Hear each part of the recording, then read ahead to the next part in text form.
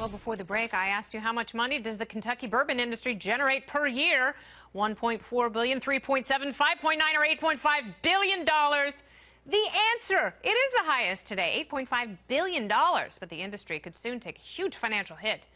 And here's why. Kentucky producers, they give you 95% of the world's bourbon and they employ 17,000 people. But now the Trump administration considering an import tariff on foreign steel of what they call national security concerns. Folks over in Europe, they're not too happy about it, threatening to retaliate by sticking the same tariff on the U.S. bourbon industry.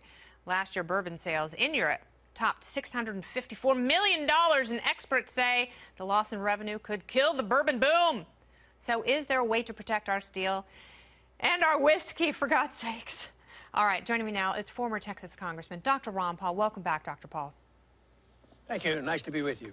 So let's discuss tariffs a little bit. What are some of the ramifications if the president does, in fact, impose a big steel tariff on imports?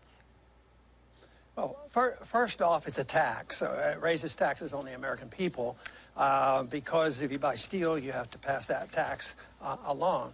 Second thing is it should be immoral to prohibit people from buying stuff where they want to. In a free society, you're supposed to protect that, not interfere with it. So you should, if a company or you have money, you should be able to buy the best products ever. That's how things, work out for the best.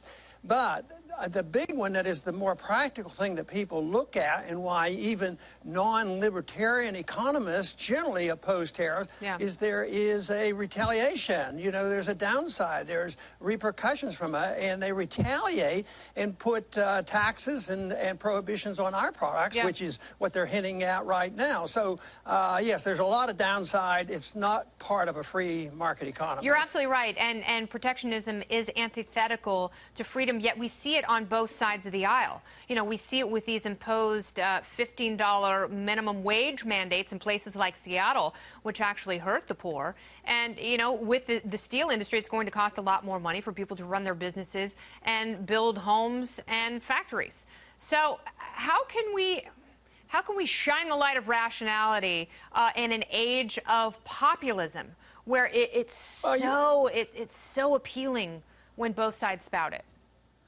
Yeah, and I think it's not an easy problem to solve because it reflects, probably 50, 60, 70 years of Keynesian economic education in our universities, and that's why you're correct when you say it's endorsed by both sides, because I met a lot of individuals in Washington, and on both sides they endorse intervention, whether it's economic or foreign policy. Yeah. So it's the interventionism they endorse, but then they argue about it. For some reason, I think maybe there's going to be enough public pressure that maybe these steel tariffs won't be put on, especially if he looks at the history. It's positively amazing that they're, thinking about this.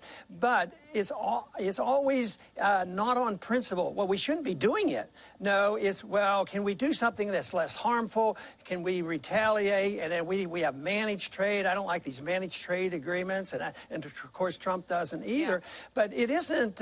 We have thousands of penalties and tariffs on imports today. But if somebody doesn't like it, they go to the WTO and the European Union. Yeah, that's it's exactly what happened with trade George W. Bush when he imposed a tariff during his administration.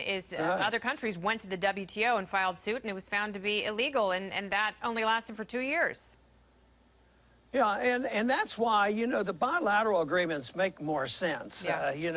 If we would have an agreement on lumber, say, with Canada, and nobody else is interfering, it should be worked out. And maybe there'd be a time when you really would have free trade across the borders that touch your country, not by the NAFTA. That's a political, governmental institution where some people had advantages over others. So that's why managed trade is bad. It usually endorses tariffs. They pretend it's free trade. I get accused of not being for free trade by not supporting these, but it's the same individuals who are always wanting to use sanctions and not ever trade with Cuba and this sort of thing. They're very much protectionists themselves, although they frequently will call themselves free traders because they believe in NAFTA and the WTO. Yeah, no, it's very interesting because we've lost our vision a little bit, and thank you for your clarity always, Dr. Paul.